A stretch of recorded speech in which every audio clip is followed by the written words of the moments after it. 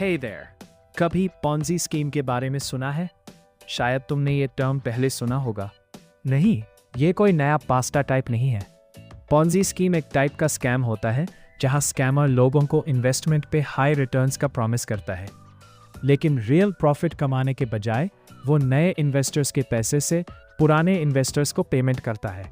मतलब बस पैसा इधर उधर घुमाया जा रहा होता है। इस स्कीम का नाम चार्ल्स पॉन्जी के नाम पर पड़ा, जिन्होंने इन्वेस्टर्स को सिर्फ 45 दिन में 50% रिटर्न का प्रॉमिस किया था, supposedly international postal reply coupons में इन्वेस्ट करके। लेकिन रियलिटी में कोई इन्वेस्टमेंट था ही नहीं। वो बस नए इन्वेस्टर्स के पैसे से पुरानों को पे कर रहे थे। अब समझते हैं कि पॉन्जी स्कीम एक्चुअली काम कैसे करती है, एक सिंपल एग्जाम्पल के साथ। मान लो बॉब एक फेक इन्वेस्टमेंट कंपनी स्टार्ट करता है और लोगों को प्रॉमिस करता है कि 1 महीने में उनका पैसा डबल हो जाएगा। सुनने में ही लगता है too good to be true, right? और सच में है भी।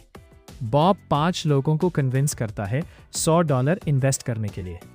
टोटल उसके पास $500 आ जाता है।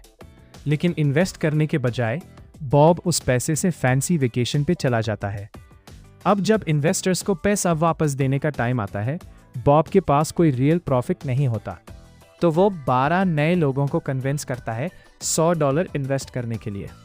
अब उसके पास $1200 आ जाता है।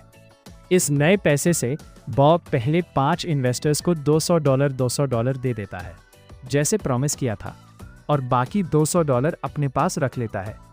पुराने इन्वेस्टर्स खुश हो जाते हैं और अपने फ्रेंड्स को भी बताते हैं कि कितना अच्छा रिटर्न मिला। इससे और नए लोग इन्वेस्ट करने लगते हैं। बॉब इसी तरह नए इन्वेस्टर्स के पैसे से पुरानों को पे करता रहता है।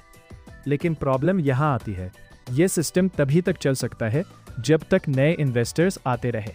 अगर लोग अपना पैसा वापस मांगने लगे या नए इन्वेस्टर्स मिलना बंद हो जाए तो पूरा सिस्टम कोलैप्स हो जाता है, क्योंकि बॉब कोई रियल प्रॉफिट जनरेट ही नहीं कर रहा होता।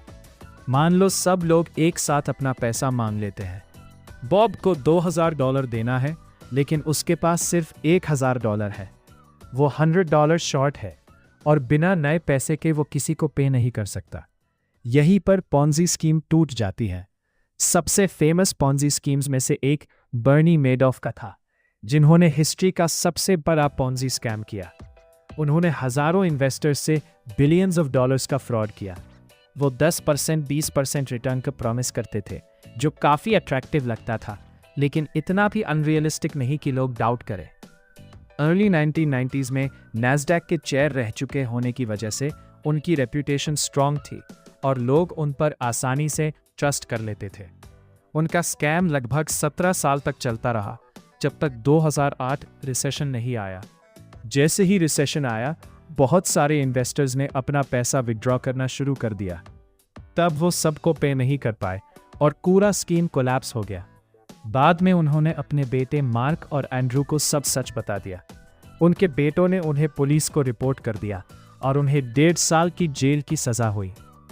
तो याद रखो, अगर कोई investment opportunity too good to be true लगे तो वो शायद पॉन्जी स्कीम हो सकती है। हमेशा रिसर्च करो और उन प्रॉमिसेस से बच के रहो जो गारंटीड हाई रिटर्न्स और ज़ीरो रिस्क का क्लेम करते हैं। और हाँ, ये सब घर पर ट्राई मत करना।